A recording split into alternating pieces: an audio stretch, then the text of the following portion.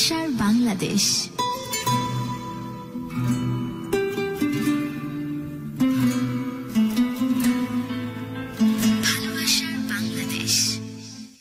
সবাইকে আমার পক্ষ থেকে স্বাগত জানাচ্ছি ভালোবাসার বাংলাদেশ। আপনারা শুনছেন ঢাকা FM 90.4, এক নেশন এক স্টেশন। আপনারা যাকে নিয়ে ঘিরে আমাদের এই আয়োজন, আমাদের অতিথি, তাকে আমরা স্বাগত জানাতে চাই এবং তাকে পরিচয় করে দিতে চাই, তার সঙ্গে কিছুটা গল্প করতে চাই এবং আমরা কমেন্ট পড়তে চাই। ইন দ্য মিন টাইম গুরু আমাদের সঙ্গে যুক্ত হবেন, আর গুরুকে নিয়ে আমরা তার গল্প শুনতে চলেছি। আমাদের সঙ্গে আমাদের স্টুডিওতে উপস্থিত হয়েছেন আমাদের আজকের অতিথি। একদম আমাদের সঙ্গে এই মুহূর্তে আপনারা দেখতে পাচ্ছেন। আপনাকে স্বাগত ভালোবাসার বাংলাদেশের স্টুডিওতে, আপনাকে স্বাগত ঢাকা FM এ। কেমন আছেন? আলহামদুলিল্লাহ। আসসালামু আলাইকুম। আমার নাম মিনারা, আমি রংপুর থেকে এসেছি। আর গুরুকে সেই সঙ্গে সালাম জানাচ্ছি। তো এই প্রোগ্রাম FM রেডিও আমি বিগত 6 বছর যাবত শুনে আসতেছি। ঢাকা FM শুনেন আপনি? জি। আমাকে একটা হেডফোন দিন। রংপুর রেডিও শোনা যায়? জি জি, পরিষ্কার শুনতে পান? জি জি। তো গল্প আপনি আসলে কি করেন? আপনার বাড়ি রংপুরে আমরা জানলাম, আপনি আসলে আপনার পেশা কি করছেন? আমি একজন গৃহিণী। গৃহিণী। আমার কোনো পেশা নেই বর্তমান এখন পর্যন্ত। গৃহিণী কিন্তু অনেক বড় একটা পেশা, মানে তাই না মিনারা? ঠিক কি কারণে আজকে আমাদের এই আয়োজনে এত কষ্ট করে আসা? তো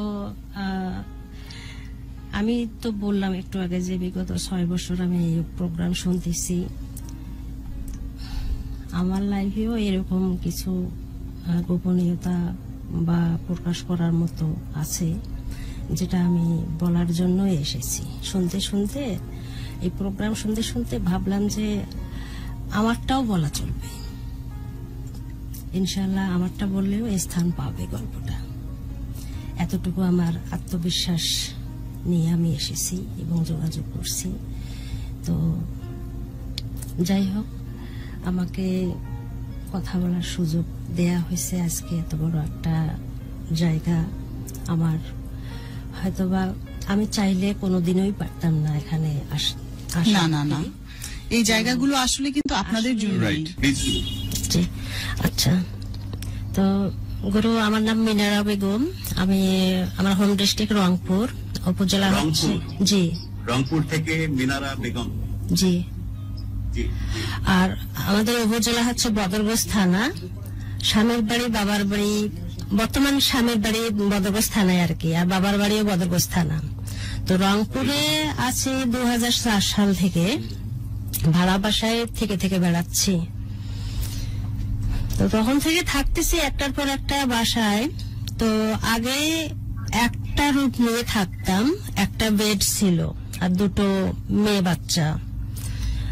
তো অমন্ত অবস্থায় সংসার চলতেছিল। আমি আমার শিশু বয়স থেকে বলতে চাচ্ছি, তো মাঝখানে হয়তো বা সংসার জীবনের কথা একটু বললাম, সেজন্য আমি সরি বলতেছি। তো কথা হচ্ছে যে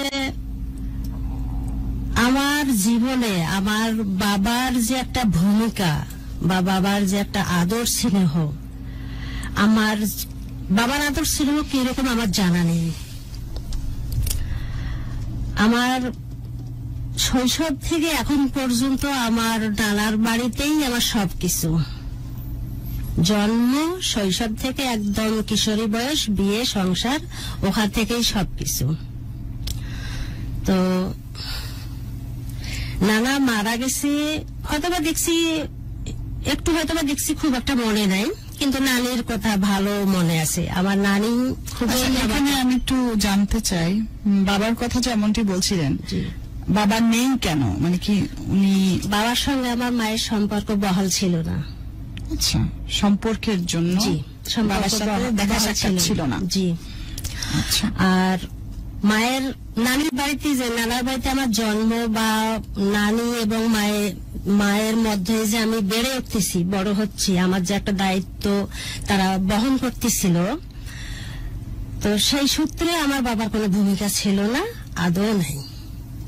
সবসময় থেকে মা জি, নানি মা নানি। আর ছোট মামাটা একটু ভালোই বাসত, কিন্তু বড় মামা আর বড় মামি সব সময় আমাকে এতটাই হিংসা করত যে আমাদের চোখে বালু পড়লে যেমন কসকস করে তেমনি ছিলাম এখন পর্যন্ত। আমি তাদের কাছে এরকম অবহেলিত। বলতো যে পরের ঝামেলা এখানে কেন, পরের ঝামেলা এখানে কেন। কিন্তু মা আর নানি এরা দুজন কখনোই আমাকে ফেলতে পারেনি। চাইলেই আমাকে কোথাও দত্তক দিতে পারত, দিয়ে তারা নিরিবিলি জীবনযাপন করতে পারত ঝামেলাহীন ভাবে। তো এটা করতে পারেনি। তো যতদূর মনে আছে মায়ের কষ্টটা, শৈশব থেকে এখন পর্যন্ত যতটুকু মনে পড়ে মায়ের কষ্টটা, যে একজন মহিলা মানুষ অভিভাবকহীন বলেন আর স্বামীহীন বলেন, বাবার সংসারে কিন্তু কিছু নেই, অর্থাৎ আমার নানার সংসারে কোনো সম্পদ বলতে কিছু নেই, হাতে করে পেটে খাওয়া, এরকম একটা অবস্থা। তো মা বিভিন্ন রকম ভাবে ছরম দিয়ে দিয়ে পেটের খাবার রোজগার করছে। আর আমার মা গায়ের রংটা আমার থেকে দুর্বল ছিল, কিন্তু ফেসটা খুব সুন্দর আকর্ষণীয় ছিল। গ্রামের মেয়ে হলো, গায়ের রং মোটেও দুর্বল না, আমি আপনাকে সামনাসামনি দেখছি, আমি জানি। আমার থেকেও দুর্বল ছিল। আর গ্রামে না রোদে খোলা মাঠে কাজ কাম করতে হয় পেটের দায়ে। মা একদম পুড়ে পুড়ে কয়লা হয়ে গেছে, এরকম কয়লার রং হয়ে গেছিল। আর আমার বাবা যাকে বলে আলালের ঘরের দুলাল, নিরক্ষর কিন্তু আলালের ঘরের দুলাল। তো এক পর্যায়ে তারা, আমার চাচা বা আমার বাবা, তারা দিন মজুর করে জীবনযাপন করতে শুরু করে আর কি। নেক্সট যখন পরিবারে যখন জড়িয়ে যায়, সদস্যরা বেড়ে যায়, তখন তারা দিন মজুর হিসাবে এখন পর্যন্ত জীবনযাপন করতেছে। বর্তমান আমার বাবা একজন কাঠ মেশিন, আপনারা চিনেন তো, কাঠ মেশিনের বর্তমান মিস্ত্রি হিসাবে কাজ করতেছে, হেড মিস্ত্রি হিসাবে বেতনভুক্ত। তো আমার নানির বাড়িতেই সবকিছু। মা ওভাবে জীবনযাপন করতে করতে সম্ভবত ওটা 1995 সাল অক্টোবর কি নভেম্বর মাস হবে, আমার সঠিক মনে নেই। তো আমার ওই নানির গ্রাম থেকে আমাদের হাই স্কুল পড়ুয়া মেয়ে, আমি একাই, আর 2টা ছেলে ছিল। আচ্ছা, একটা ভাই সম্পর্ক, একটা নানা সম্পর্ক, এই 3জন কিন্তু আমরা হাই স্কুল পড়ুয়া স্টুডেন্ট। তো 8ম শ্রেণীতে পড়ি, হাতে পায়ে বড় আমি।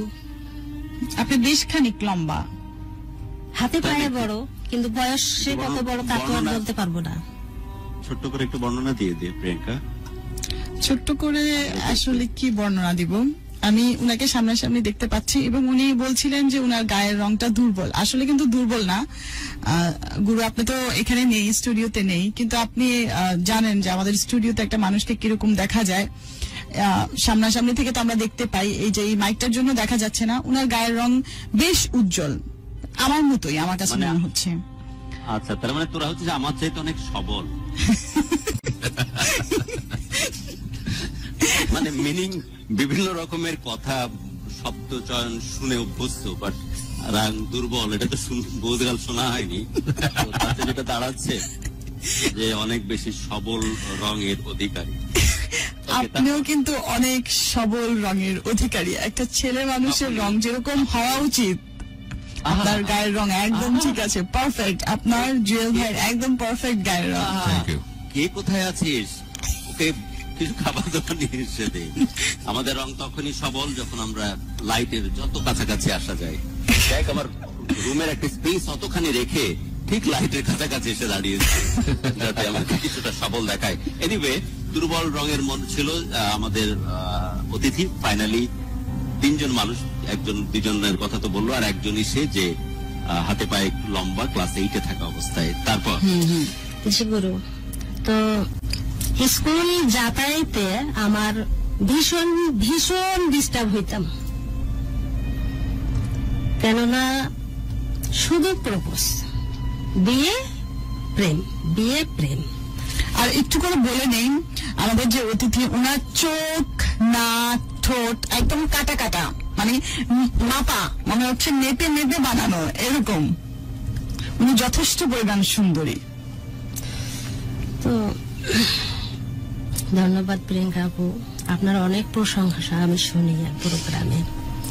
তো দুঃখের বিষয় যে গুরুর সামনাসামনি কথা হচ্ছে না, অনলাইনে কথা বলতে হচ্ছে। বাট আপনার সামনেই ফোনটি আছে, জি। এই জন্যই রেখেছি আপনার সামনে, আপনি যেন তার দিকে তাকিয়ে তার চোখে চোখ রেখে আপনার গল্পগুলি শেয়ার করতে পারেন।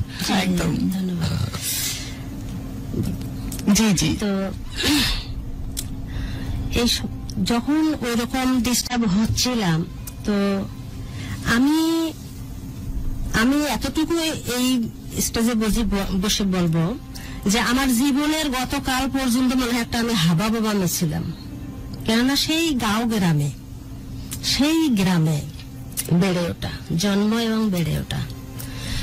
আর বাড়িতে এসে আমি যে ওইভাবে আমাকে ডিস্টার্ব করা হতো, আমি কিন্তু বাড়িতে এসে লজ্জায় কাউকে বলতাম না। আর এমন কোন সঙ্গী সাথী ছিল না তার সঙ্গে আমি শেয়ার করবো কথাটা, যে আমার মানে আপনার বয়সের বা যার সাথে বন্ধুত্বপূর্ণ সম্পর্ক এরকম কেউ ছিল না। যারা ছিল স্কুলে ক্লাসে তারা মানে দূরে দূরে, একটু গ্রামের বাড়ি তো দূরে দূরে, কিন্তু আমার গ্রামে কেউ নেই, আমার আশেপাশে কেউ ছিল না। আশেপাশে আমার কেউ নেই, শুধু মা, নানি, মামি, এরাই, মামি, খালা, এগুলো। বন্ধন ছিল ছোট বড়, কিন্তু তাদের কাছে আমি বলিনি। আমি একটু বোকা বোকা আর খুব কম কথা বলতাম। আচ্ছা। আমি ঘন্টায় মনে হয় 2টা কথা বলতাম না, এরকম টাইপের ছিলাম। তো এক সময় জিনিসটা খুবই পাবলিসিটি হয়ে যায় আমাদের স্কুল থেকে গ্রাম পর্যন্ত, আর গ্রামের কথা খুবই দ্রুত ছড়ায়। তো এক সময় কথাটা আমার মায়ের কাছে বা মামারা যারা অভিভাবক লেভেলে আছেন তাদের কাছে এসে যায় কথাগুলো। আসার পরে তো সবাই অবাক যে এরকম হয়ে যাচ্ছে, আমাকে অ্যাসিড নিক্ষেপ করবে। আচ্ছা। 2 ছেলে 3 ছেলে প্রতিযোগিতায় নামছে, কারো বিয়ে করা হবে না, তাকে অ্যাসিড মারা হবে। আচ্ছা। এরকম একটা তাদের মানসিকতা চলতেছিল। তো যখন এই কথাটা প্রকাশ হলো যে তাকে অ্যাসিড নিক্ষেপ করা হবে, তখন কিন্তু আমার যে বাবার পক্ষের আমার যে আত্মীয় স্বজন যারা আমাকে চেনে জানে, তাদের কাছে চলে গেছে কথাটা। তো তারা বলতেছে যে এটা কেমন কথা, এ তো মাথা নিচু করে আসে, মাথা নিচু করে যায়, কারো কাছে কোন রকমের ব্যক্তিগত প্রকাশ করে না, আর একে নিয়ে এরকম আলোড়ন সৃষ্টি হয়েছে। তখন তারা এসে, আমার এক দুলা ভাই এসে আমার ওই নানের বাড়িতে, আমার নানি, মামা, আমার মা, যারা আমার গার্ডিয়ান আছেন তাদের কাছে কথাটা প্রকাশ করলো।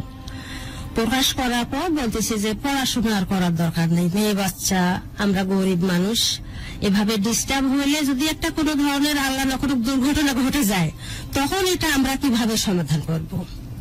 তো বিয়ে দেবে তো বেশ ভালো কথা, মায়ের এক পছন্দের ছেলে আছে। আমার মায়ের আমি একাই, কোনো আর ছেলে মেয়ে নাই। আর মায়ের আবার পুত্র সন্তানের খুবই শখ গুরু। আমার মা এতটাই পুত্র সন্তানের কাঙ্গাল ছিল, যাকে বলে কাঙ্গালিনী। তো যাই হোক, একটা পরিচিত ছেলে মায়ের ছিল, ছেলে বলেই মা সব সময় মানত তাকে। ওদের বাড়ি আবার তারাগঞ্জ থানা, আমাদের রংপুর ডিস্ট্রিক্ট তারাগঞ্জ থানা, আর আমাদের হচ্ছে বদরগঞ্জ থানা। তো উনিও হচ্ছেন আলালের ঘরের দুলাল, প্রভাবশালী ঘরের এই ছেলে। তো তাকে নিজের বাবা মা ভালো লাগে না, বাহিরে বাহিরে ঘুরে ঘুরে বেড়ায়, আজকে এখানে কালকে ওখানে, এইভাবে। তো এক পর্যায়ে তার সঙ্গে আমার বিয়ে দেয় আর কি। বিয়ে হয়? জি, মায়ের পছন্দ। কত বছর বয়সে সেটা? আমার বয়স আনুমানিক তখন 13 থেকে 14 বছর। আপনি ক্লাস 8-এ পড়ছিলেন, পড়াশোনা বন্ধ করে দিয়ে বিয়ে বন্ধ হয়ে গেল পড়াশোনা, ওই যে স্কুল বন্ধ, স্কুলে ডিস্টার্ব হচ্ছে যাতায়াত। তখন মায়ের ওই পছন্দের ছেলের সঙ্গে বিয়ে দিবে। তখন আমার নানি কিন্তু তাকে পছন্দ করতো না, ছেলেটাকে। আমার নানি কিন্তু গুরু তাকে পছন্দ করতো না, বলতো যে কোথায় ওদের বাড়ি, বড় লোকের ছেলে, সেখানে দিন যাবে কি যাবে না, আর ছেলে তো কিছু করে না, ছেলের সৌন্দর্য দেখে উপস্থিত ভালোবাসা পেয়ে তোমরা পাগল হইছো। তা আমার মা কিছুতেই আমার নানির কথা শুনলো না, রাখলো না, তার সঙ্গে বিয়ে হইলো। হওয়ার পরে 15 দিন মনে হয় আমার মায়ের ওখানে আমি থাকলাম, আমার স্বামী সহ। তো এরই মধ্যে জানি না আমার নানি আমার স্বামীকে কি রকম ব্যতিক্রম একটা হিট মারা কথা বলছে। তো বলার পরে ওই কথাটা তার মস্তিষ্কে লাগার পরে আমাকে বলতিছে যে তুমি কি আমার সঙ্গে যাবা? ঠিক আছে যাব, বিয়ে যেহেতু হয়েছে আমি আর এগুলো মানে যাবো কি যাবো না এটা বলতেছিলাম। আমি ঠিক আছে, বিয়ে যেহেতু যাইতে হবে। তো গেলাম। তো আমাদের সেই গ্রাম থেকে আমাদের উপজেলা আসতে 6 মাইল কাঁচা রাস্তা, আমাকে হেঁটেই আনলো। কোনো রিক্সা ভ্যান কিছু নাই, কোনো যানবাহন নেই। এটা প্রথম দিন যাচ্ছেন, রাইট? জি প্রথম দিন স্বামীর সঙ্গে যাচ্ছি। তো এইভাবে গেলাম, যাওয়ার পরে হাঁটাচ্ছে কিলোমিটার, জি 6 মাইল রাস্তা, কাঁচা রাস্তা, হেঁটে গেলাম তার সঙ্গে। তারপর আমাদের উপজেলায় গিয়ে ওখানে একটু ফ্রেশ হইলাম, ফ্রেশ করাইলো। করার পরে ওখান থেকে জি গুরু, তো আমাদের উপজেলা থেকে একটা রিক্সা ভাড়া করে আমাকে নিয়ে গেল। নিয়ে যাওয়ার পর এখন আমার শ্বশুর কিন্তু প্রাইমারি টিচার, আর তারা প্রভাবশালী ছিলেন, যথেষ্ট সুনামী লোক তারা এখনো। তো সেখানে যাওয়ার পর ওই যে আমার দাদি শাশুড়ি ছিলেন, তো ওনার সঙ্গে শেয়ার করলো আমার স্বামী। করার পর উনি বলতেছে, ভয় করতেছে, ছেলে নাতি এই ধরনের কাজ করছে। তখন একসময় আমার শ্বশুর বাড়িতে চলে আসলো, অফিস শেষে বাড়িতে চলে আসলো, এসে দেখলো যে আমি। তো বললো যে কি ব্যাপার? বললো যে কিছু বলিও না। আমার দাদি শাশুড়ি বললো যে কিছু বলিও না, নিজে পছন্দ করছে, ওরা নিজেরা করে মেলে খাবে, কিছু বলিও না। তো ঠিক আছে, আমার শ্বশুর আর ওই মুহূর্তে কিছু বললো না। তো শুরু হয়ে গেল আমাদের সংসার জীবন। তো একদিন এখানে একটা ইন্টারেস্টিং ব্যাপার, সেটি হচ্ছে যে আমার ননদ ছিল 3টা অবিবাহিত। তো আমি এখন মেয়ে মানুষ, তো রাত্রে ওদের ওই ননদদের কাছে গিয়ে শুয়েছি, গল্প গুজব করবো সারা রাত, তাদের সঙ্গে হাসি খুশি থাকবো, আমি ওদের সঙ্গে শুয়েছি। আমি আর স্বামীর সাথে এক রুমে আর হাজবেন্ডের সাথে থাকে না। তো ওই যে বোনদের কাছে চলে গেছি, অন্য রুমে, বোনদের রুমে। তো কি ব্যাপারে সারা রাত পাইচারি করে, বোনগুলোকে বলে যে ওকে পাঠাই দাও। তো বোনগুলো বলতেছে যে যান, আপনার অপেক্ষা করতেছে, যান না, আমি আজকে তোমাদের সঙ্গে থাকবো। আচ্ছা, আপনি একটা জিদ নিয়ে বসে আছেন? জিদ না, আমি তো বুঝতেছি না যে স্বামীর ঘর কি জিনিস। আমি বুঝতেছি যে মেয়েদের সঙ্গে থাকার আনন্দটা বুঝতেছি ওই মুহূর্তে। আচ্ছা, মানে ওদের সঙ্গে আপনি তো বলছিলেন যে আপনার তেমন কোনো বান্ধবী ছিল না, তাদের মধ্যে ওই বন্ধুরা পেয়েছেন? হ্যাঁ, ননদ পেয়েছি 3টা। হ্যাঁ, ননদ পেয়েছেন। ওদের সঙ্গে থাকার যে একটা ইন্টারেস্ট, এটাই বুঝতেছি উপস্থিত আচ্ছা ওই মুহূর্তে। তো পরে এক পর্যায়ে বললো যে আপনি, ওই ননদ বলতেছে যে আজকে যান, কালকে আমাদের কাছে থাকিয়েন, গল্প করবো সারা রাত। তো ঠিক আছে, গেলাম, মনটা খারাপ, ঘরে গেলাম, নিজের ঘরে গেলাম, থাকলাম। তো আমাদের সংসার জীবন শুরু হইলো। হওয়ার পরে কিছুদিন পর বড় মেয়েটা, আমি অন্তঃসত্ত্বা। আমার মা, গ্রামে একটা প্রচলন কি, 1 বছর পূর্ণ না হওয়া পর্যন্ত মেয়ের বাড়িতে মেয়ের মা যাওয়া যাবে না। আচ্ছা, এর মধ্যেই আমি অন্তঃসত্ত্বা, বড় মেয়েটা। তো অন্তঃসত্ত্বা তো বেশ, ওদের অনেক সংসারে করা লাগে। তো ওগুলো আমি মানে যে থালা বাসন ধোয়ার কাজ, রান্নার কাজ, এগুলো আমি করতে পারতাম না, কেননা আমি আমার মায়ের একটাই মেয়ে। আমি ভাত খেয়ে প্লেটে পানি ফেলিনি কখনো, শুধু খেলছি আর খাইছি। আমার খেলার বয়স, খেলা করছি আর খাইছি।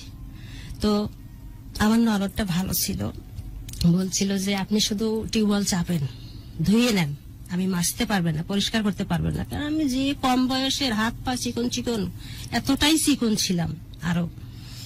তো এক পর্যায়ে বড় বেটা অন্তঃসত্ত্বা, আমি সময় শেষ, বাচ্চা প্রসব হবে। তো ওনারা যে কোনো একটা স্বাস্থ্য ক্লিনিকে আমাকে নেবে, স্বাস্থ্য কমপ্লেক্সে নেবে, মানে সুস্থভাবে বাচ্চাটা প্রসব হওয়ার জন্য না, ওনাদের বাড়ির বৌঝি কোনো স্বাস্থ্য কেন্দ্রে যাওয়া যাবে না, মানুষ দেখবে, ডাক্তারেরা দেখবে, নার্সেরা দেখবে, এটা তাদের সম্মানহানি হবে, এরকম একটা তাদের মুভমেন্ট নিয়ে তারা চলতো, এরকম তাদের একটা মানসিকতা। তো যাই হোক, এক পর্যায়ে একটা নার্স নিয়ে আসে ক্লিনিক থেকে, নিয়ে এসে বাচ্চা যেহেতু প্রসব হচ্ছে আচ্ছা, 3 দিন। প্রিয়াঙ্কা এবং জুয়েল, তোরা যদি মনে করতে পারিস, এই কজটা প্রায়শই আমরা কিন্তু দেখতেছি, স্পেশালি একটু এখনো যারা একটু রিমোট বা সেমি আরবান এলাকায়, জি, ওরা ধর্মের দোহাই দিয়ে এই ট্রিটমেন্ট থেকে কিন্তু বঞ্চিত করে। আরেকজনের কথা মনে আছে যে ওর মাকে যে ফেলে রাখছিল দিনের পর দিন, পরে ওর বাবা গিয়ে নিয়ে চলে আসে যখন একদম মৃতপ্রায় হয়ে আসছিল, একদম মানে সন্তান সম্ভব থাকা অবস্থায়। মনে আছে আমরা মাসখানেক আগে মনে হয় এই প্রোগ্রামটা, জি জি। তো এরকম প্রায়শই কিন্তু এই জিনিসটা আমরা শুনতে পাই বা দেখতে পাই যে মানুষ কজ হিসেবে ধর্মীয় রীতিনীতিকে ব্যবহার করে এই টর্চারটা করে। এটা কত বড় খারাপ বিষয়ের মধ্যে পড়ে। এক হচ্ছে ধর্মীয় ব্যাপারটাকে পুঁজি করে সে আসলে তার পিছনে ইনভেস্ট করতে চায় না, তার ব্যাপারে কেয়ারিং না। এটার সময় কিন্তু ওসিলা হিসেবে ব্যবহার করতেছে যে তুমি তো বেআব্রু হয়ে যাবে, পর নারী বা পর পুরুষ তোমাকে দেখবে। এটা কিন্তু প্রায়শই আমরা বিভিন্ন ভাবে দেখতেছি। এনিওয়ে, তারপর শুনি। জি গুরু, তো মাঝখানে একটা কথা ভুলে গেছি।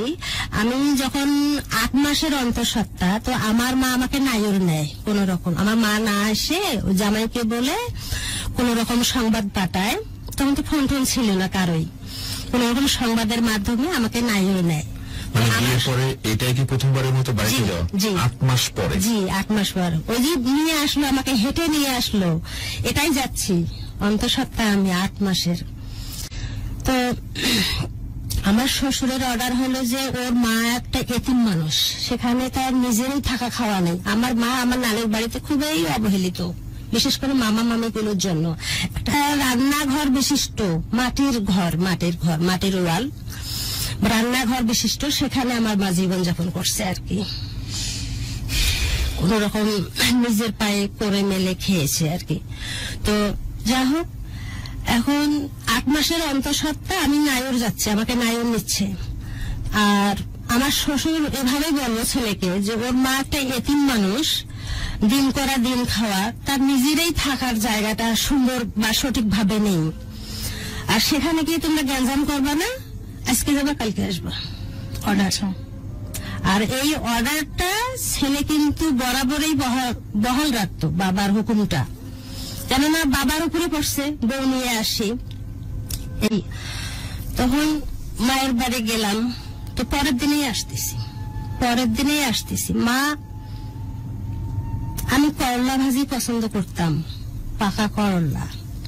তো মা বলতেছে যে ও করলা ভাজি পছন্দ করে, তো রান্না করছি, তো গরম ভাতটা হোক, খাওয়া একটু খেয়ে নিয়ে যাও, এভাবে বলতেছে জামাইকে। না, আমার বাবা যেতে বলছে, আমাকে এখনই যেতে হবে, তো দেরি করা যাবে না। বেশ ভালো কথা। আমাকে পান্তা ভাত দিল, ওই যে শখের তরকারিটা করলা ভাজি, আর তাতে আমি অন্তঃসত্ত্বা। তো মায়ের মন, তো ঠিক আছে, আমি করলা ভাজি দিয়ে পান্তা খেয়ে আমি হাসি খুশি। অনেক মেয়েরা আছে বাবার বাড়ি থেকে আজকে গিয়ে কালকে আসবে না গুরু, কান্নাকাটি করে, অনেক অজুহাত দেখায়। তো আমার এই জিনিসটা ছিল না, আমি কেন জানি তার প্রতি একটা আসক্তি আমার এসে গেছে, স্বামীর প্রতি, এবং তাকে শ্রদ্ধা সম্মান ভালোবাসা যতটুকু তার প্রতি এসে গেছে। আমার ওই ধরনের কোনো অভিযোগ নেই যে আজকে যাব না, আরো 2 দিন থাকবো, এই ধরনের কোনো অভিযোগ ছিল না, খুব হাসি খুশি। তো পান্তা ভাত খেয়ে গেলাম। আমি যাওয়ার পথে রিক্সায় যাচ্ছি, তো আমাদের উপজেলার কাছাকাছি গিয়ে রিক্সাওয়ালাটা বলতেছে যে ভাই একটা কথা জিজ্ঞেস করবো, কিছু মনে করবেন না। তো আমার স্বামী বলতেছে যে হ্যাঁ বলেন। তো বলতেছে যে আপনি খুব বয়সে বিয়ে করছেন তাই না? আমি যে 8 মাসের অন্তঃসত্ত্বা গুরু, আমাকে বোঝাই যাচ্ছে না, এতটাই পিচ্ছি আমি। আচ্ছা। তো রিক্সাওয়ালা ওভাবেই বলো, তাই এ কিন্তু হেসে হেসে উত্তরটা দিল। তখনই কিন্তু ওর 30 থেকে 32 বছর বয়স হবে আমার স্বামীর। তারপরে হেসে হেসে উত্তর দিল। বাড়িতে গেলাম, বাচ্চা প্রসবের সময়। এই বাচ্চা বাচ্চা কিছুতেই প্রসব হয় না নরমালে। আচ্ছা, ভিতরে বাচ্চার সাইজ হয়ে গেছে, হাত পা রাম ছাগলের মতো লম্বা লম্বা। আচ্ছা, বড় বেটা ছবি আমি আনছি। হ্যাঁ, খুব স্বাস্থ্যবান। স্বাস্থ্যবান, বেশি একটা স্বাস্থ্য না, মিডিয়াম, কিন্তু লম্বা, রাম ছাগলের মতো লম্বা লম্বা। স্বাস্থ্য বলা যাবে বটে, মিডিয়াম স্বাস্থ্য, শিলা শিলা শরীর আর কি গ্রাম্য ভাষায় বলে। তো বাচ্চা এক পর্যায়ে কোন রকম প্রসব হওয়ার পরে আমি আর কিছু বলতে পারি না গুরু, বলতে পারি না, আমি অজ্ঞান অবস্থা। তো একসময় আমি চোখ খুলে দেখি যে আমাকে কাঁথা দিয়ে ঢেকে রাখা হয়েছে। জুয়েল যদি একটু আমাকে রিকানেক্ট করে, ডিসকানেক্ট করে আবার রিকানেক্ট। গুরু আপনি কি শুনতে পাচ্ছেন? একটু কথা শুনতে একটু প্রবলেম হচ্ছে আমার। ওকে, আমাদের গল্প চলতে থাকুক। কমেন্ট নিয়ে নিই ফাঁকে। প্রিয়াঙ্কা, প্রিয় শ্রোতা, আমাদের সঙ্গে আজকে একদম যারা আমাদেরকে লাইভে দেখতে পাচ্ছেন, আমাদের সঙ্গে লাইভে যুক্ত আছেন এবং ঢাকা এফএম টিউন করে, ঢাকা এফএম 90.4 টিউন করে আমাদেরকে শুনতে পাচ্ছেন। কিছু কমেন্টস নিয়ে নিব। শামিমা আশরাফি তুলি লিখেছেন রংপুর থেকে শুনছি। দিগন্ত দীপুর লিখেছেন সাউন্ড প্রবলেম। আর আরফান ফতে লিখেছেন কায়কোবাদ সাগর। অনেকে ট্যাগ করছেন। আমি দেখতে পাচ্ছি অনেকে আমাদের সঙ্গে যুক্ত আছেন। একটু লাইভটা বেশি বেশি করে শেয়ার করে দিতে হবে। আর ভালোবাসার বাংলাদেশের স্টুডিওতে যারা আসতে চান, আপনার গল্প আমাদের সাথে শেয়ার করতে চান, তারা আমাদেরকে SMS করতে পারেন। আমাদেরকে SMS করতে হলে যা করতে হবে, আপনার মোবাইলের মেসেজ অপশনে গিয়ে টাইপ করতে হবে GURU গুরু স্পেস, আপনার গল্পটি লিখে পাঠিয়ে দিতে হবে 16260 নাম্বারে, অথবা হোয়াটসঅ্যাপ করতে হবে 01841904904 এই নাম্বারে। আমরা পেয়ে গেছি আবার গুরুকে। গুরু শুনতে পাচ্ছেন? একদম পারফেক্ট। কিছুক্ষণ আমি কথা আমরা গল্পে বলছিলাম না, একদম আমরা আমাদের অতিথি সরাসরি আমাদের অতিথির গল্পে চলে যাব। জি, বলছিলেন। জি গুরু। তো তারপর বাচ্চা ওভাবে হওয়ার পরে আমি অজ্ঞান অবস্থা দেখি যে আমাকে কাঁথা দিয়ে ঢেকে রাখা হয়েছে। আর ওরা বাচ্চা নিয়ে, বাচ্চার দাদা দাদি সবাই আর যারা আছে অন্যান্য সদস্যরা অন্য ঘরে একটু আনন্দ। বাচ্চা হেভি সুন্দর বাচ্চা, মেয়ে বাচ্চা। তো এক পর্যায়ে আমি সুস্থর দিকে আর কি সুস্থ হইলাম, আস্তে আস্তে সুস্থ হইলাম। চিকিৎসা যতটুকু করছে মিথ্যা বলা যাবে না। তো আবারও প্রায় 2.5 বছর কি 3 বছর পর আমার সেকেন্ড মেয়েটা। আচ্ছা, আপনি আবার প্রেগন্যান্ট? আবারও অন্তঃসত্ত্বা। তো তখন মনে হয় একটু বয়সটাও সামনের দিকে এগিয়েছে, আর স্বাস্থ্যটাও মনে হয় একটু ভালো ছিল এরকম মনে হয়। তো বাচ্চাটা একদিনেই প্রসব হয়েছে আর কি, ওই নর্মালি সেকেন্ড মেয়েটা। এবারে কোনো ট্রিটমেন্ট নেই, হাসপাতালে নেওয়া হয়নি, হসপিটালে টিটিনেস গুলো দেওয়া হয়েছে আর কি। আচ্ছা, টুকটাক যতটুকু অন্যান্য চেয়েছে ততটুকু চিকিৎসা ব্যবস্থাগুলো ওগুলো ছিল টুকিটাকি। তো সেকেন্ড মেয়েটা হওয়ার পরে তো ওই যে বেকার ছেলের সঙ্গে গুরু বিয়ে হওয়ার পরে যখন বড় মেয়েটা জন্ম এই যে আমার মায়ের আসা শুরু আমার শ্বশুর বাড়িতে। এখন অত বড় লোক মানুষ ওরা, আমার মা প্রতিদিন কি নিয়ে আসবে গুরু? আমার মায়ের তো তেমন কোনো আর্থিক অবস্থা ছিল না। আমার মা পেটের দায়ে কখনো কারো খেতে খামারে কাজ করছে, দিন মজুরের মানুষের বাড়িতে ঝিয়ের কাজ করছে। আবার ওই যে জন্ম নিয়ন্ত্রণ যে একটা লাইগেশন ছিল প্রচলন গ্রামে, এটা কিন্তু লোক ম্যানেজ করতে হয়, পুরুষেরাও করতো, মেয়েরাও করতো। আর যিনি মাধ্যম, হাসপাতালে যার মাধ্যমে যাবে পেশেন্টরা, তাকে 50 টাকা বা 100 টাকা এভাবে একটা বকশিস হিসাবে দিত।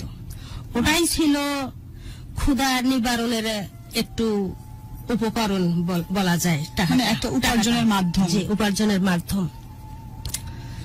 বিভিন্ন ভাবে মা এভাবে চলতো, নিজের পেট চালাইতো, আমার তো কোন রকম পার করলো। এখন বাচ্চা হওয়ার পর মায়ের যে আসা যাওয়া শুরু হইলো গুরু আমার শ্বশুর বাড়িতে, তাদের বাড়িতে আসতে গেলে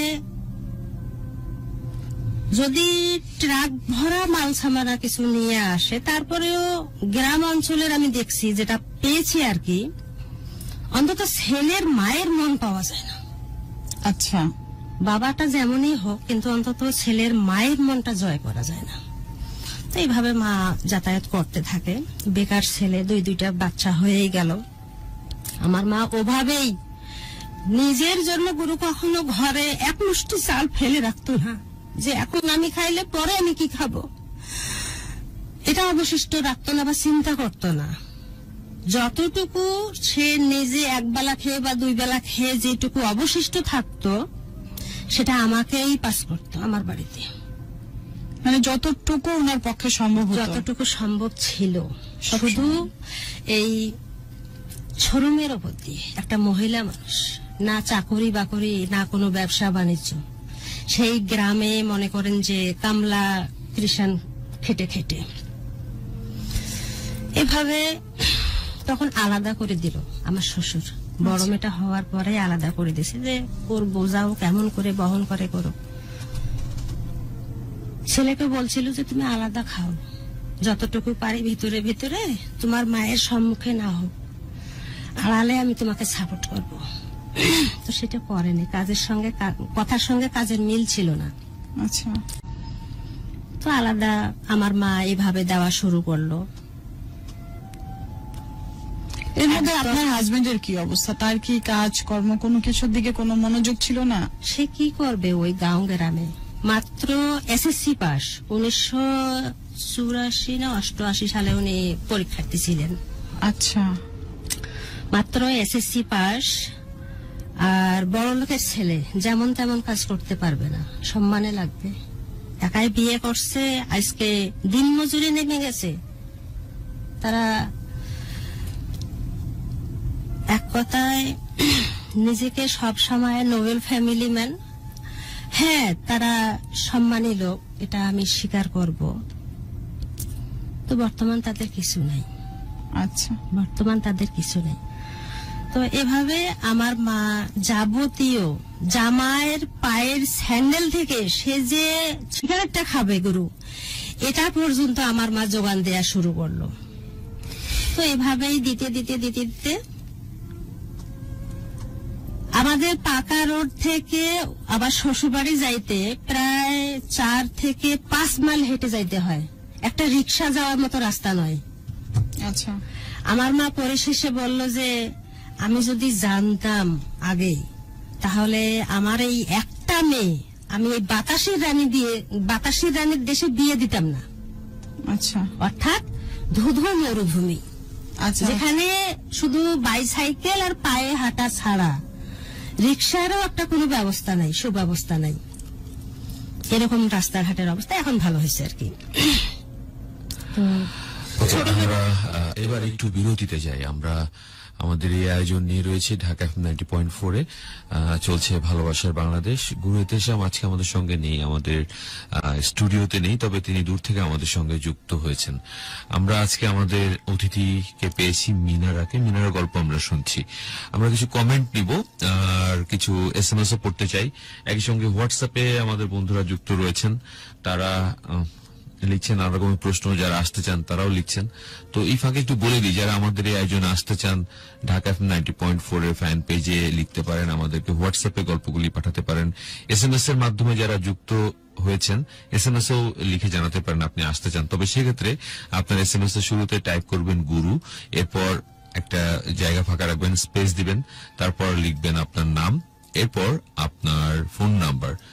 বাকি টুকু কাজ আমাদের, শুধু এটুকু পাঠালে আমরা ফোন করব। তবে যদি আপনার পক্ষে সম্ভব হয় আপনি কিছুটা লিখবেন এবং আপনার ফোন নাম্বারটা টাইপ করবেন এবং আপনার লোকেশন। আমরা আবারও পেয়ে গেছি,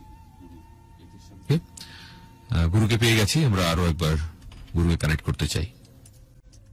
বেশি বেশি করে যেন আমার নেটওয়ার্কটা একটু ফ্ল্যাকচুয়েট করতেছে, এটা একটু সমস্যা আর কি। আর বেশি বেশি করে শেয়ার করার অনুরোধ তো থাকলোই, এবং যারা স্টোরি শেয়ার করতে চান তাদের কাছে একটু অনুরোধ করবো যে অনেকে হয়তো চিন্তা করেন যে আমি আমার স্টোরিটা বলতে চাই বা বলবো, বাট এই কমিউনিকেশনটা করা হয়ে ওঠে না। আপনারা শুধু নক করলে আমরা নিজে থেকেই হয়তো আপনাদের সাথে যোগাযোগ করে নিব। ঠিক আছে, যাচ্ছি স্টোরিতে, গল্পে যাচ্ছি। তো এক পর্যায়ে দুই নম্বর মেয়েটা হইলো, ছোট মেয়েটা হইলো, 2টা মেয়ে হইলো। হওয়ার পরে তো ওই বেকার স্বামী। তা আমার মা একসময় বলতেছে যে আর এভাবে আমি বহন করতে পারবো না, মেয়েকে এখান থেকে নিয়ে যাব, নিয়ে গিয়ে ভাগ্যে যা হয় তাই হবে আর কি। তো আমি মায়ের কথা রাখিনি ওই মুহূর্তে, স্বামী ভক্ত হয়ে গেছি। তো ছিলাম, মাকে পাঠায় দিলাম, মায়ের কথা রাখলাম না। তো সব শেষে আর কিছু না বলি, তো সেখানে খাদ্য অভাবে এবং অযত্নে, অবহেলায়, অবজ্ঞায় এক সময় আমার শরীরের চামড়াগুলো বয়স্ক বৃদ্ধ লোকের মতো মানে জড়াই গেছে আবার। আমি মনে হয় নিজেকে আয়নায় দেখি নেই যে আমার এরকম অবস্থা হয়েছে। এভাবে দিন কাটতে কাটতে আমার এমন অবস্থা হয়েছে।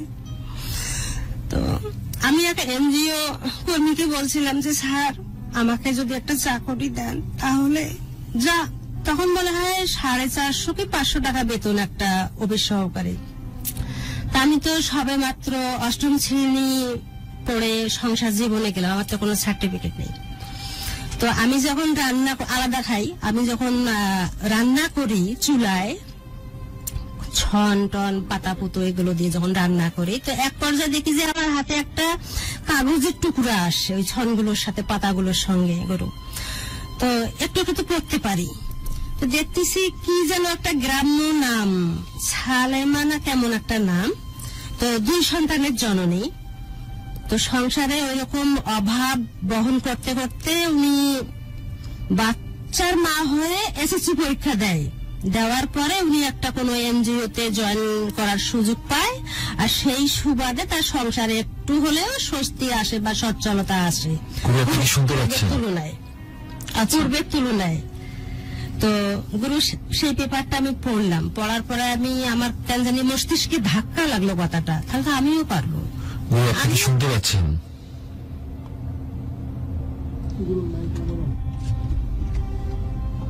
আচ্ছা, আমরা গল্প শুনতে থাকি।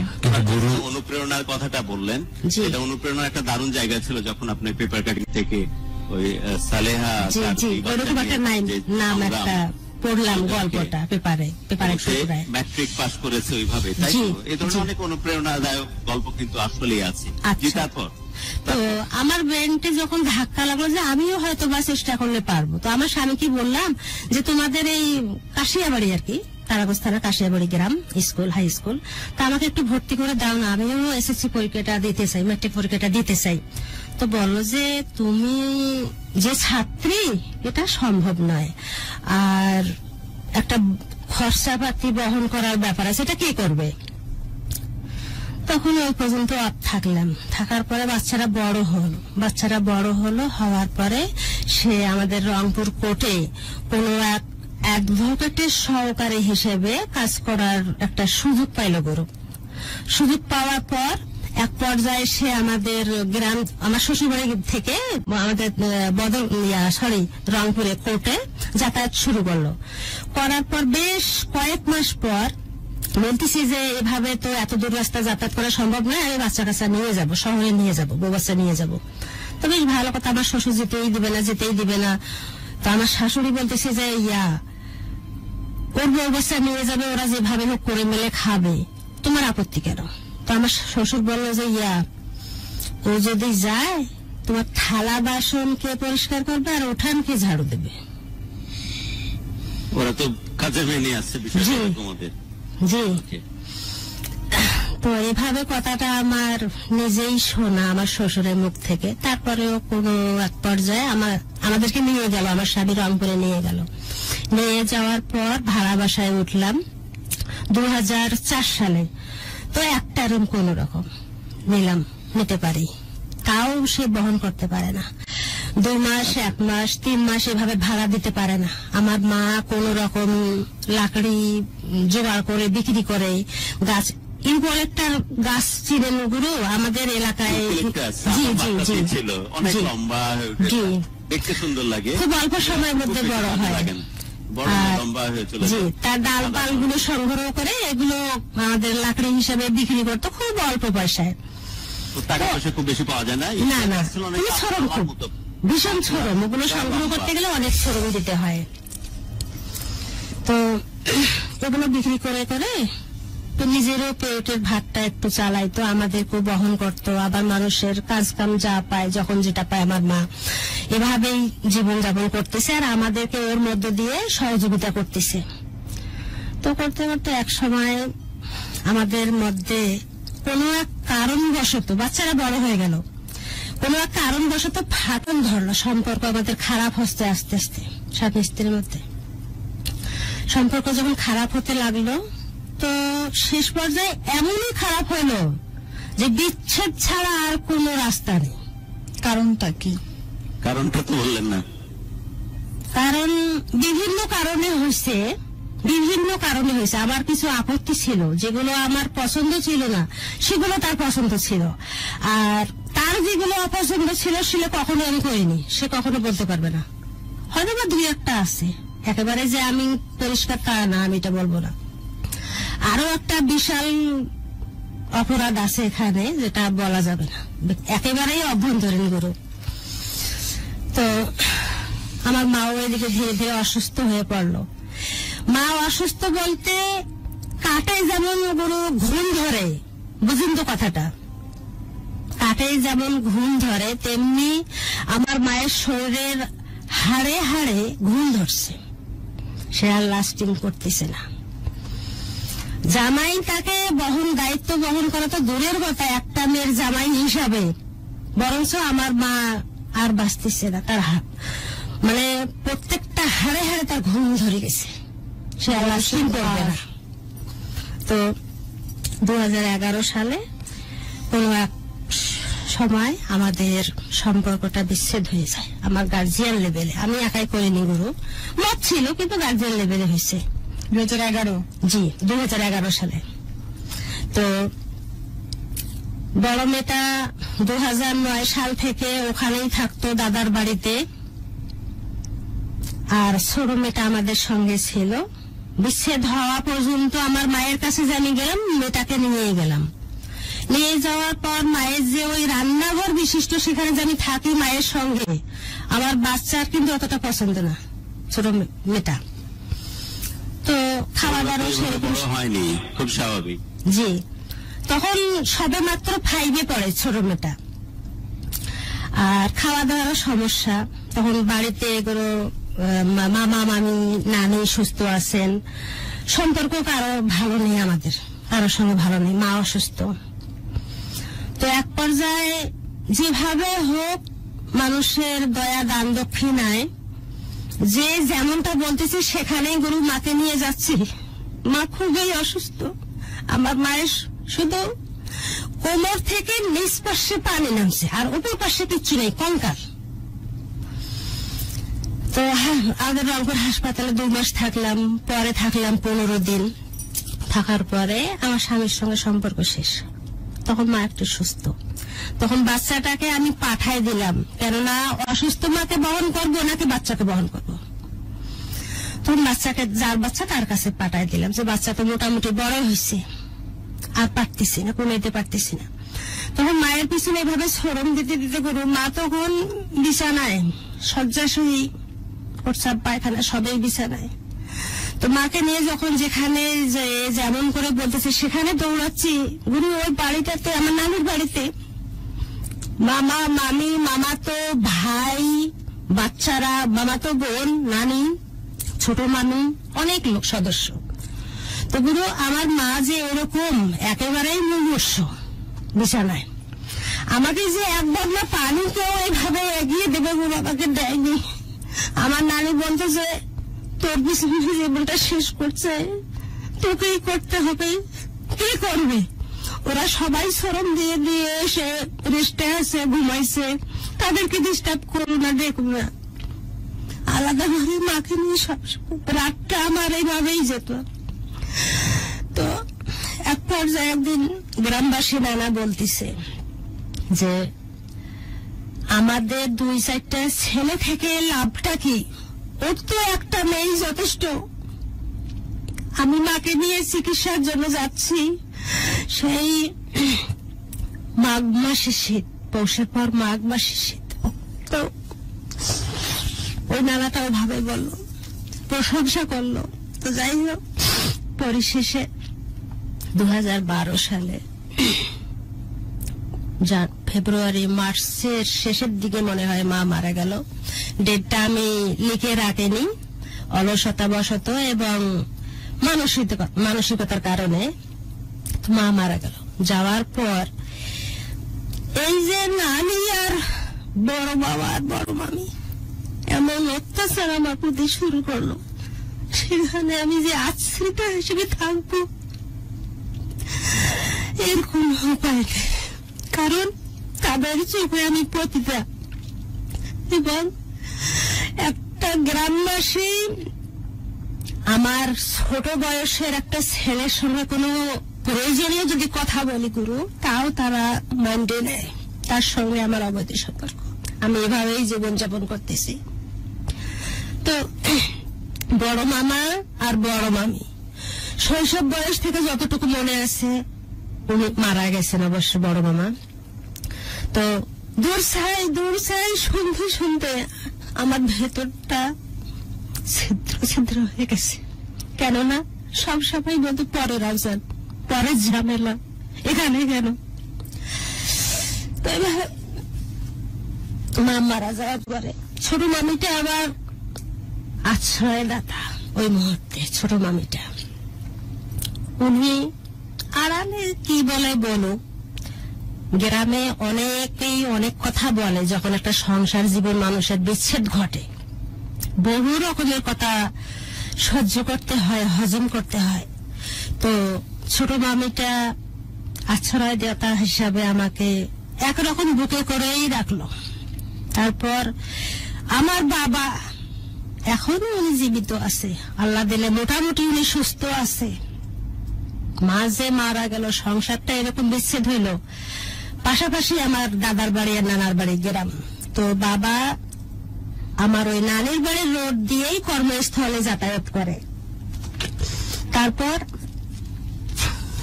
আমার বাবা কখনোই সাইকেল দাঁড় করে একটা লোকের দ্বারায়, গ্রামবাসী একটা লোকের দ্বারায় আমাকে ডেকে বলল না যে মা বর্তমান তুই কি অবস্থায় আছিস, একজন পিতা হিসাবে গেল সেটা।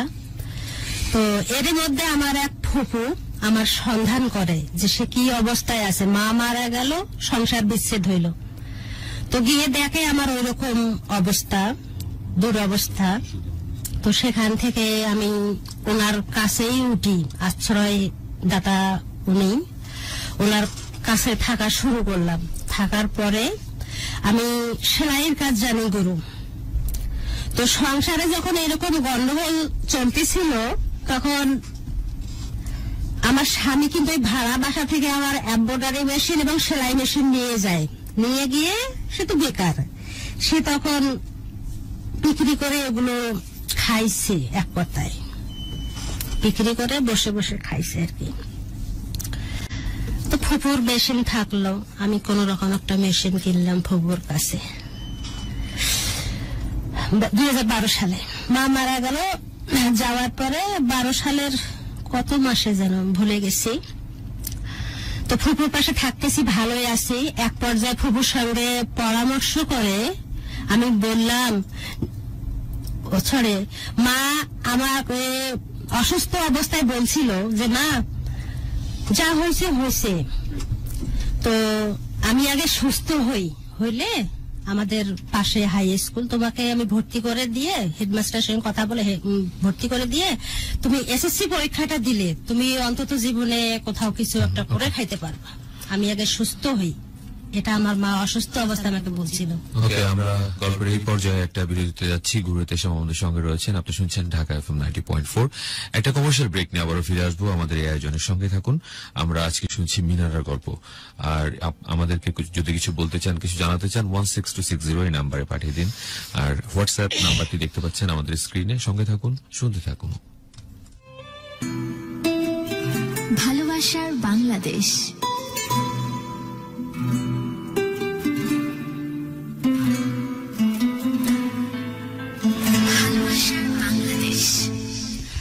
সবাইকে স্বাগত, ভালোবাসার বাংলাদেশ। আপনারা শুনছেন ঢাকা FM 90.4, এক নেশন এক স্টেশন। আমরা শুনছিলাম আমাদের অতিথির গল্প। আমাদের সঙ্গে আছেন আমাদের আজকের অতিথি মিনারা। তার গল্পে শুনছিলাম, তার গল্পের যদি আমি একটু ছোট্ট করে বলি, ছোট্ট করে 2-3 লাইনে যদি তার গল্পটা বলি, উনি ছোটবেলা থেকে স্ট্রাগল করে আসছেন। স্ট্রাগল করতে করতে খুব ছোট বয়সে যখন ক্লাস 8-এ পড়েন, তখন তার ফ্যামিলির পছন্দে তার বিয়ে হয়।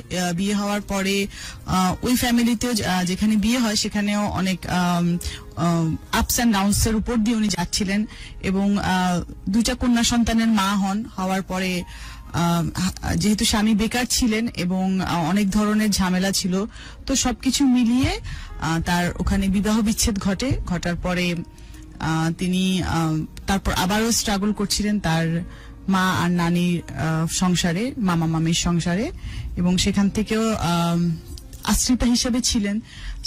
সো তাকে বেশি দিন ওখানেও স্টে করতে দেওয়া হয়নি। পরে তিনি তার তার ফুপুর আশ্রয়ে থাকা শুরু করেন। আমরা গল্পের এতটুকুতে এসেছি, বাকি অংশ উনার সাথে আমাদের অতিথি বলবেন এবং আমরা শুনবো এবং আশা করি আপনারা আমাদের সঙ্গে থাকবেন। যাব আপনার গল্পে।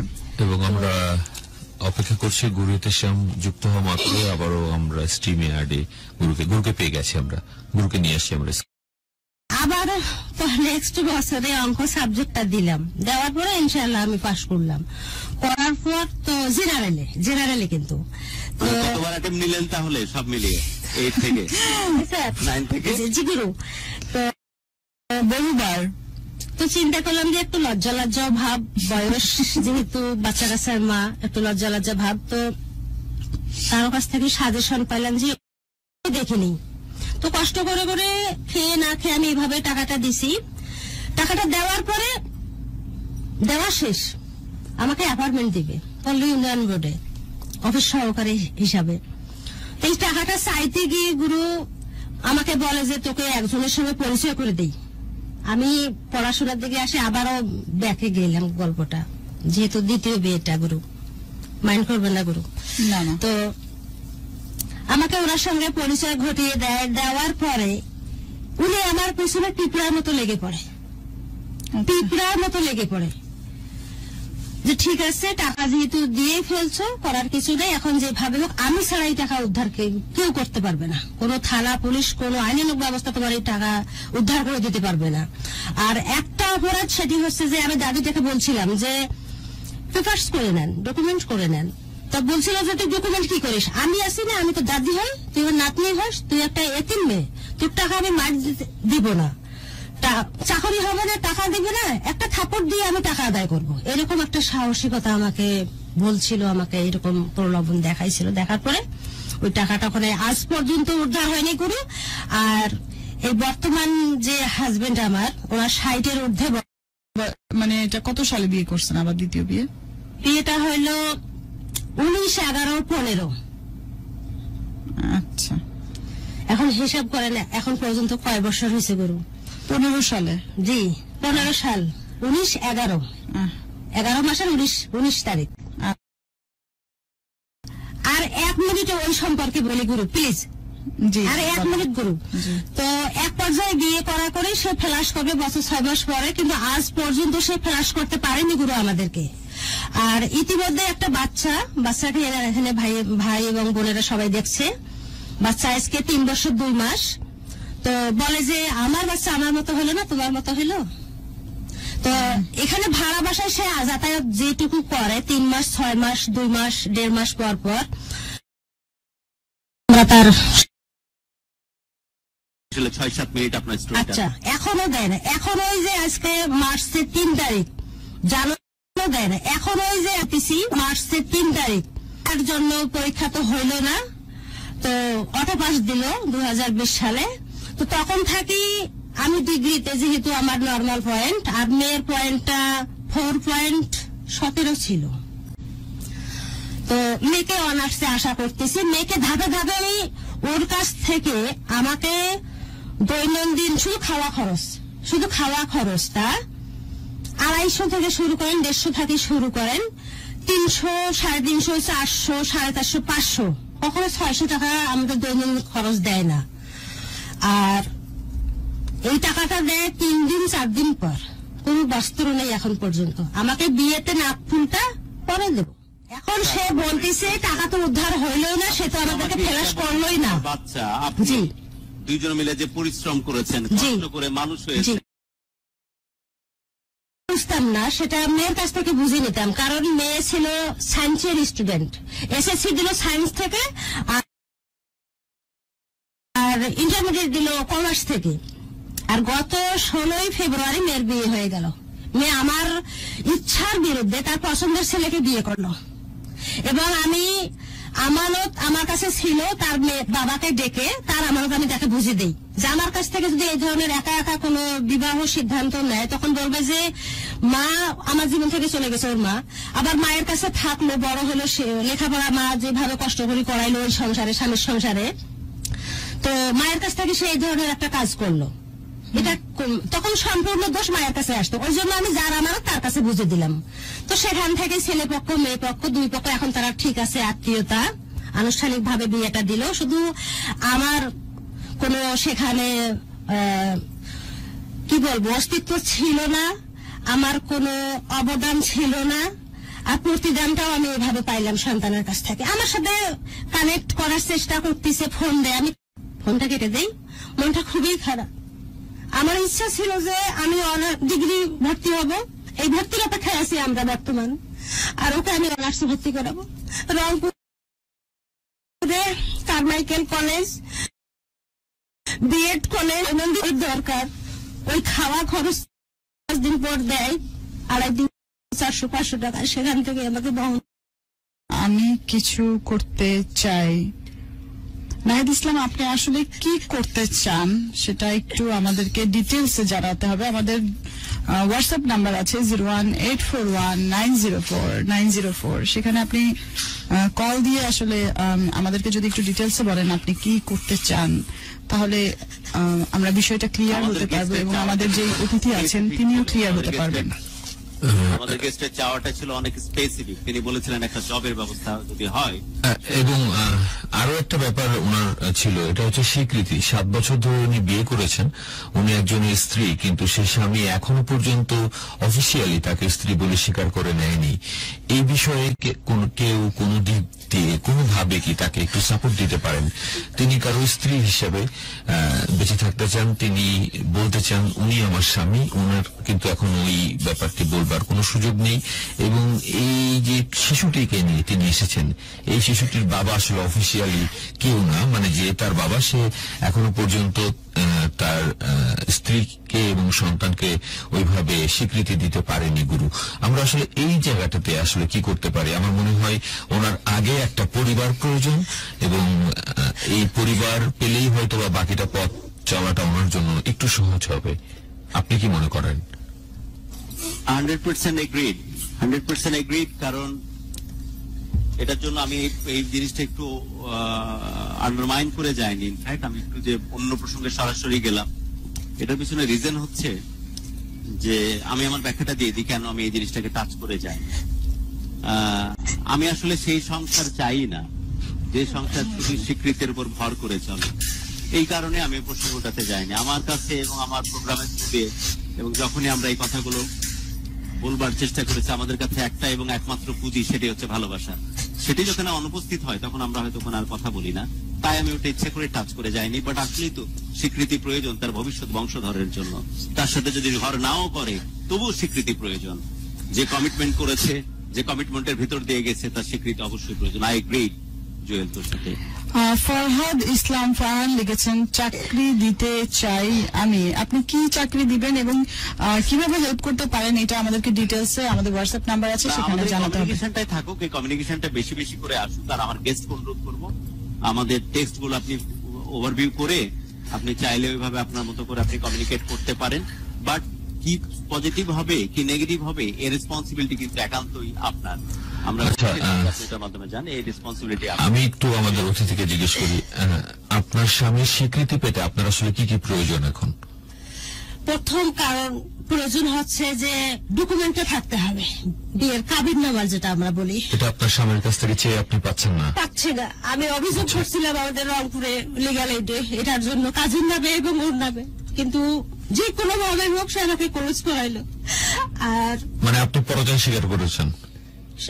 না মেনে নিয়ে বুদ্ধি নেই, আমি ভাড়া বাসায় সে যেভাবে দিচ্ছে আপাতত, আমার তো কোনো উপায় কিন্তু নেই। এইভাবে যদি আপনি পরাজয় মেনে নেন তাহলে কিন্তু আপনার কখনোই জয় আসবে না। কতদিন আমি আপনাকে চলতে কিন্তু এই মুহূর্তে একাই চলতে হচ্ছে এবং আপনার সন্তানের বাবা হিসাবে তার নামটি আপনি কিন্তু অফিসিয়ালি দিতে পারছেন না এবং আপনাকে একটা হুমকি দেওয়া হচ্ছে এবং জি, নিষেধ করা হয়েছে জি। যে এই তার পরিচয় যেন না দেন। তিনি কি বিবাহিত? জি, তার মানে তার বর্তমান সংসারকে তিনি ইগনোর করে আপনাকে বিয়ে করেছেন, মানে তার স্ত্রী সন্তানেরা কেউ কি জানেন? তাদের অ্যাবসেন্সে, তারা কি কেউ জানেন? তাদের অ্যাবসেন্সে করছে। সে তো আসলে এই মুহূর্তে অডিয়েন্সের কাছে জানতে চাই কি করা উচিত মিনার। আমার তো মনে হয় যে ব্যক্তিটি তার তাকে সংসার আসলে শেষ নেই গুরু। আচ্ছা, এখানে আমি একটা ছোট্ট করে অন্য প্রসঙ্গে যাচ্ছি। মোহাম্মদ হাফিজ আহমেদ, আপনি বারবার কমেন্টস করছেন, আমরা কমেন্টসটা দেখতে পাচ্ছি। আপনার কমেন্টস এর জন্য অনেকেই কমেন্টস করছেন, যাদের কমেন্টস আমরা দেখতে পাচ্ছি না। আমরা প্রোডাক্টিভ কিছু কমেন্টস চাচ্ছি এই মুহূর্তে। আমি আসলে এই কথাটা আসলে আমাদের জন্য তেমন কোনো প্রিয়াঙ্কার সাথে যদি কোনো সলিউশন রিলেটেড কিছু হয়, তারা যোগাযোগ করলে এতটুকুই যথেষ্ট। আমাদের গেস্ট নিজ দায়িত্বে তার সাথে কমিউনিকেট করে নিবে, বাট এটা আপনার দায়িত্ব কিন্তু আপনি কমিউনিকেট করবেন কিনা। কারণ কে ভালো অর্থে কমিউনিকেট করছে, কে মন্দ অর্থে, আমরা তার বুঝি না। আপনি আপনার মতো করে তখন এটাকে পর্যালোচনা করবেন। এটার জন্য আমরা কিন্তু কোনোভাবেই দায়ী থাকবো না। অনুরোধ করতেছি, যদি সত্যি কেউ পাশে দাঁড়াতে চাই, ওই যে একদম স্পেসিফিক সে বলেছে কিন্তু জবের কথা, সেটার ক্ষেত্রে আর জুয়েল যেটা কভার করতেছিল, ওখানে যদি কোনো সমাধানের রাস্তা আমরা খুঁজে পাই। জুয়েল। জি, আমার মনে হয় রংপুরের কোন স্থানীয় কেউ যারা এই সমাজের গুরুত্বপূর্ণ ব্যক্তি, তারা যদি একটু আমাদের আজকের অতিথি মিনারার পাশে এসে দাঁড়ায়, তাকে এই যে স্ত্রীর স্বীকৃতিটুকু দেয়া এবং তার যে বর্তমান স্বামী এবং সেই স্বামীর এই যে একটি পরিবার রয়েছে, এই স্বামীটি এই পুরো বিষয়টি তার ক্ষমতা বলে পুরোটাই আড়ালে রেখে তার জীবনযাপন চালিয়ে যাচ্ছেন। আমাদের কাছে সেই ব্যক্তির ছবি রয়েছে। আমরা এখনো পর্যন্ত ওই ব্যক্তির সম্মানের কথা চিন্তা করে সেই ছবিটি প্রকাশ করছি না, কিন্তু যারা রংপুরের বিশেষ করে মানুষ রয়েছেন অথবা ঢাকারও কেউ এই বিষয়টি নিয়ে যদি মেয়েটি এই আজকের অতিথি জুয়েল, জি 2 মিনিটের জন্য জি ফোন দেওয়া যেতে পারে? আমরা আপনার হাজবেন্ডকে ফোন দিতে চাই। নাম্বারটা একটু বলেন, নাম্বারটা একটু লিখে দেন। জাস্ট শুধু এই ফোনটা দিয়ে আমরা প্রোগ্রাম শেষ করব। আপু নাম্বারটা তুলে আমি বলতেছি। বলার দরকার নেই, আপনি লিখে দেন। ওকে, আমরা নাম্বারটি উনি বলবেন। আমরা এই ফাঁকে একটা ছোট্ট কমার্শিয়াল ব্রেকে যাচ্ছি অল্প সময়ের জন্য। আমাদের সঙ্গে থাকুন, পুরো আপনি লাইনে থাকেন, জাস্ট লাইনে থাকেন। নিয়ে নিও জুয়েল। হ্যাঁ শিওর, আমরা ফোনে সংযোগ করার চেষ্টা করছি। আমরা লাইভে থাকবো, আমরা ফেসবুক লাইভে রয়েছি, তবে রেডিও লাইভ থেকে যাচ্ছি একটি কমার্শিয়াল ব্রেকে। ওকে। বাবা, ভালোবাসার বাংলাদেশ। আমাকে আবার রেডিওতে ভালোবাসার বাংলাদেশ। সবাইকে স্বাগত। ভালোবাসার বাংলাদেশ FM 90.4 এক নেশন এক স্টেশন। আমরা শুনছিলাম আমাদের আজকের অতিথি মিনারার গল্প এবং গল্পটা তো প্রায় শেষের দিকে। আমরা এখন একটা হয়তোবা কোনো সলিউশন করা যায় কিনা সেটা চেষ্টা করছি। আপনারা জানেন, যারা আমাদের সঙ্গে লাইভে যুক্ত আছেন তারা তো জানেনই, এবং যারা রেডিওতে যুক্ত আছেন তাদের জন্য এই কথাটি বলে দিলাম। আমরা কোনো সলিউশন করা যায় কিনা সেই চেষ্টা করছি। আমরা জানি আপনারাও আমাদের সাথে সেরকমই করে চেষ্টা করছেন। সো কিছু কমেন্টস আমি নিচ্ছিলাম। আপু, গল্পটা ভালো করে শুনতে পাইনি, হঠাৎ কেন জানি আমারও আপনাদের মতো কানেকশন প্রবলেম। আচ্ছা, যারা আমাদের সাথে ছিলেন তারা তো গল্পটা শুনতে পেয়েছেন, যারা ছিলেন না তাদের জন্য আমি বলবো যারা ছিলেন তারা একটু গল্পটা বেশি বেশি করে শেয়ার করে দিতে হবে। তাহা তানিশা রহমান লিখেছেন, স্ত্রী হিসেবে অধিকার দিতে হবে আপুকে, ইনশাল্লাহ আমরা সেই চেষ্টাই করব। এমডি ইরফান লিখেছেন, কিন্তু কিভাবে এই অধিকারটা আসলে আদায় করা যাবে আমরা সেটাই খুঁজছি। একদম আপনাদের কাছে যদি কোনো সলিউশন থাকে আমাদেরকে অবশ্যই জানাবেন। অনলাইনে তাকে নিব, তার আগে অবশ্যই তার কাছ থেকে আমরা পারমিশন নিয়ে নিব যে তার তরফ থেকে কোনো আপত্তি আছে কি নাই। তিনি ফোন ধরছেন না, আমরা চেষ্টা করে চলেছি। আচ্ছা, যদি না ধরে তাহলে আমরা প্রোগ্রাম শেষের দিকে যেহেতু ক্লোজ করব, এবং আমরা আজকে গেস্টের কাছে বিনয়ের সাথে অনুমতি নিয়ে নেব, সম্ভব হলে কোনো একদিন ফলো আপ প্রোগ্রামের পার্ট হিসেবে টেলিকনফারেন্সের থ্রু দিয়ে উনাকে এবং তাকে কানেক্ট করা যায় কিনা সেই চেষ্টা করবো একবার। একদম। আর আমরা একটু ফোকাসটা রাখতে চাচ্ছি এট দ্য সেম টাইম, যে জবের প্রসঙ্গ আসছিল, যদি মনে হয় যে তার পোটেনশিয়াল আছে, যে জবের কথা আপনি চিন্তা করতেছেন, তার জন্য সেই স্কিলটা সে তার রাখে, সেক্ষেত্রে কিন্তু যদি আপনারা কেউ কমিউনিকেট করেন, সে তার নিজের মতো করে তাহলে ফেসবুকের কমেন্ট সেকশনে গিয়ে তথ্য নিয়ে তার নিজের মতো করে তখন যোগাযোগ করার চেষ্টা করবে। আমি একটু মাঝখানে বলতে চাই, সাব্বির আহমেদ কমেন্ট করেছেন, আপনার নাম্বারটা বা ঠিকানাটা দেন, আমার চাচু জেলা প্রশাসক, ওনার কাছে বলে দেখতে পারি, আমি ইতালি থেকে আছি। ধন্যবাদ সাব্বির আহমেদ আপনাকে। যদি আমাদের অতিথি কোনো কমিউনিকেশন দিব না, কমিউনিকেশন অ্যাকচুয়ালি সে নিজ দায়িত্বেই করবে, আমাদের যিনি গেস্ট, এটা তার দায়িত্ব, সে যদি কমিউনিকেট করে এবং নিজ দায়িত্বেই যদি কোনো সাপোর্ট পায়, কোনোভাবে রেসপন্সিবিলিটি আমাদের না বা ঢাকা এফএম এর না, কারণ আমরা অনেক সময় অনেকের ভালো ইন্টেনশন থাকে, অনেকের ব্যাড ইন্টেনশন থাকতে পারে, সো ওই জায়গাটা নিজের মতো করে সে পরখ করে নিবে। গুরু, আমরা জানতে পেরেছি যে মিনারা যে মেয়েটি এই ফেব্রুয়ারিতেই তার মাকে ফেলে আরেকটি ছেলের হাত ধরে সে তার নিজের জীবনে মানে তার সংসার শুরু করেছে, এই মেয়েটির একটা বড় বাধা ছিল আজকে অনুষ্ঠানে আসা নিয়ে, এবং সে তার মাকে বারবার নিষেধ করেছে এই ধরনের অনুষ্ঠানে গণমাধ্যমে গিয়ে নিজেদের এই কথাগুলি যেন সে শেয়ার না করে। এ বিষয়ে আপনার কিছু বলার আছে কিনা? আমি অলরেডি কথা বলেছি এই জিনিসটা নিয়ে, যে মেয়েটি এমন একটা, যারা আমাদের আজকে যিনি গেস্ট, এমনই তার দুর্ভাগা যে যাকে নিয়ে লাস্ট স্বপ্নটা সে দেখছিল, তার মেয়ের বান্ধবী হয়ে, মেয়ের মতো হয়েই কিন্তু সে বড় হচ্ছিল, একসাথে পড়ালেখা করা, একসাথে পরীক্ষা দেয়া, সে মেয়েটাও শেষ পর্যন্ত তাকে এরকম একটা অবস্থায় ফেলে দিয়ে চলে গেছে। চাইতে কষ্টের আর কি হতে পারে? অলরেডি একবার কভার করেছি, কিন্তু এই মেয়ের ডিটেলসে কেন যায়নি, জুয়েলের পিছনে কারণ আছে। আমি মেয়েটাকে কিন্তু আর একটু ডিটেলিং করতে পারতাম, কোথায় থাকে, কে, ওকে ফোনে ধরো, এসব করতে পারতাম। আমি চাইনি আমার গেস্ট যে চেয়ারে বসে আছে যতগুলো কষ্ট নিয়ে, এই তার উত্তরাধিকার হিসেবে মেয়েটির একই রকম কষ্টের আরেকটি নতুন পর্যায় শুরু হোক। এর জন্যই সে যে কামটা করেছে তা কোনোভাবেই ক্ষমাযোগ্য না, কিন্তু সেই জিনিসটা যদি আমরা এখন সামনের দিকে তুলে নিয়ে আসি, আমার মনে হয় সে আরো 2 ধাপ পেছনের দিকে পিছিয়ে যাবে, যেটা তোর মাও হয়তো কষ্ট পাবে, আর আমরাও চাইবো না যে মায়ের মতো করে তার উত্তরাধিকারী যে হচ্ছে উত্তরসূরি, সেও এরকম একটা জীবনের দিকে চলে যায়। বাট একটা দিন সে অবশ্যই রিয়েলাইজ করবে বলে আমাদের বিশ্বাস এবং আমাদের প্রার্থনা। আমার বিশ্বাস যে একটা দিন হয়তো সুরের বাঁশি বাজবে, সব ঠিক হয়ে যাবে। আমরা অনুষ্ঠানের শেষ মুহূর্তে, একদম শেষ প্রান্তে, আজকের মতো এভাবে হয়তো বিদায় নিব, কিন্তু আজকে সত্যিকার অর্থে সফলতম কোনো কিছু তৈরি করা সম্ভব হলো না। আমি একটাবার চেষ্টা করে দেখতে চেয়েছিলাম ভদ্রলোকের সাথে কথা বলা যায় কিনা, সে আমাদের ফোনটা রিসিভ করেনি। জবের ক্ষেত্রে আমি আপনাদের কাছে আর্জ করেছি যে যেহেতু একটা মানুষ অনেক কষ্ট করে পড়ালেখা করেছে, আপনারা জানেন যে 2 বার সন্তানের মা হওয়ার পরে ম্যাট্রিক দেন, ইন্টারমিডিয়েট দেন, গ্রাজুয়েশন জন্য চেষ্টা করা, এই পথটা কিন্তু অনেক কণ্টকাকীর্ণ পথ, অনেক কষ্টের পথ। সে এই কষ্টের পথটা পাড়ি দেওয়ার চেষ্টা করতেছে। এখন কেউ যদি সাপোর্ট করেন, এর চাইতে ভালো কিছু আর হতে পারে না। সো এই প্রত্যাশা রেখে আজকের মতো শেষ করছি। সবার জন্য অনেক দোয়া। আমি একটু ভালো লাগা শেষ করার আগে আমি একটু বলতে চাই, আমাদের অতিথি আমার পাশে আছেন এবং অতিথি শেষ মুহূর্তে কিছু বলতে চান, আপনার যদি অনুমতি থাকে। হ্যাঁ, পারফেক্ট, প্লিজ। তো গুরু, আজকে আমি যে রংপুর থেকে এই যে অজানা পথ পাড়ি দিছি, আমি একদম শূন্য হস্তেই বলবো। আর যে পয়সা বহন করে, পয়সা আমি হাতে নিয়ে এই এত দূর রাস্তায় এসেছি, স্বামীর থেকেই নিয়েছি, মিথ্যা বলবো না, কিন্তু তার কাছ থেকে যেভাবে আমি নিয়ে চলতেছি, পেট বাঁচিয়ে বাঁচিয়ে ভাড়া বাড়িতে, এটাকে একটা সেকেন্ড, আপনি আপনার যে নাম্বার, সেটা কি যে পেমেন্ট যে করে সেগুলো অ্যালাইন করা আছে আপনার নাম্বারে? জি, বিকাশ অ্যাকাউন্ট করা আছে।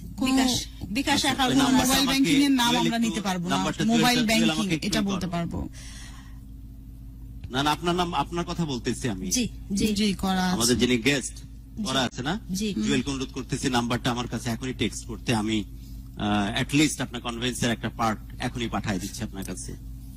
ওকে জুয়েল,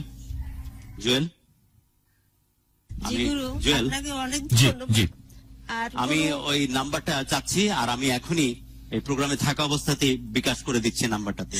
ওকে, নাম্বারটা আমাকে একটু পাঠানো হোক জুয়েল, প্লিজ, এখনই। ঠিক আছে।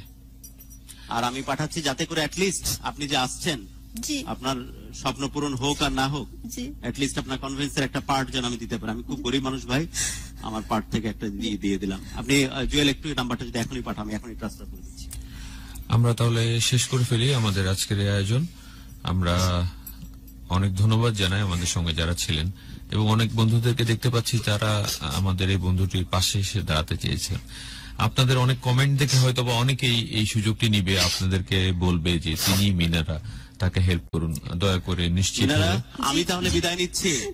জি আল্লাহ গুরু, হাফেজ। জি গুরু, আপনাকে আমি জানি অনেক যে ওটাতে ধন্যবাদ। হয়তো আপনার প্রতি আপনার আমি হবে না। চিরকৃতজ্ঞ থাকবো গুরু। আসসালামু আলাইকুম। ওকে, আমার পক্ষ থেকে 1000 টাকা আমি এখনই পাঠিয়ে দিচ্ছি, যাতে আপনি আমার কনভেন্সে কিছুটা হলো ওটা হেল্প হয়।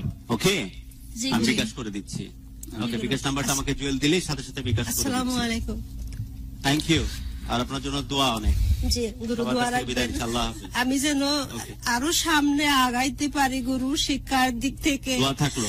কর্ম আমি ওই জিনিসটা কতটুকু অনেক মিলে যাবে সম্মানের জানি দৃষ্টিতে না গুরু, দেখতেছি। কিন্তু আমি জি। কর্ম করে খেতে চাই, এই পরাধীন অবস্থায় থাকতে চাই না গুরু। আমি আর আমরাও তাই পারতেছি চাই। না, অনেক দোয়া থাকলো আপনার জন্য। আমি আল্লাহ অতিষ্ঠ হয়ে গেছি গুরু।